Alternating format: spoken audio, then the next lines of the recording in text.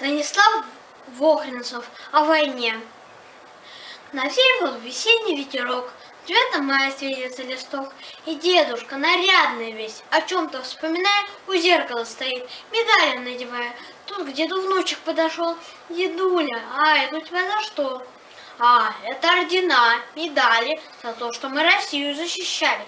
Дедуля, а подаришь мне одну? Дедуля, расскажи мне про войну, о том, как много лет назад ты воевал за нас, чтоб жили мирно мы сейчас. Дедулечка прищурил глаз. Ну ладно, слушай мой рассказ. Однажды летом в ранний час нам по радио сказали, что фашист напал на нас. Тут же отдан был приказ, и на фронт призвали нас родную землю защищать и фашистов изгонять. Но фашист был лютый враг, пустил на нас снарядов град. Мы не умели воевать, и пришлось нам отступать. Враг сильнее стал лютовать. Он стрелял, топтал, бомбил, не жалел гадюка сил, как пшеницу нас косил, жег деревни, города. К нам в страну пришла беда.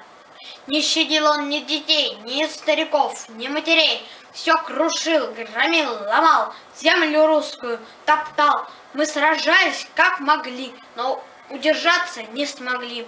Отступали, отступали, деревни, села отставляли. Гнал нас всех фашист, увы, аж до Москвы.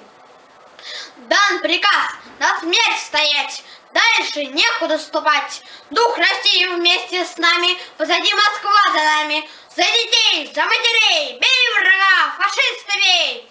И помчались мы в атаку, кто с ружьем, а кто с гранатой, кто с совковой лопатой, а кто и просто так бежал, и что было сил орал, чтоб фашиста напугать и с родной земли изгнать. Танки наши мчатся в ряд, катюши по врагу палят.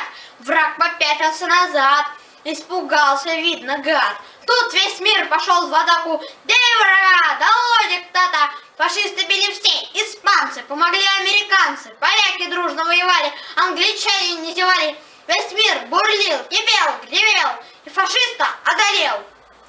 А потом всех награждали, медали, ордена вручали. В честь погибших ради вас в Москве горит огонь сейчас. Вот такой, внучок, рассказ рассказал тебе я сейчас, чтоб запомнил навсегда, что война — это беда.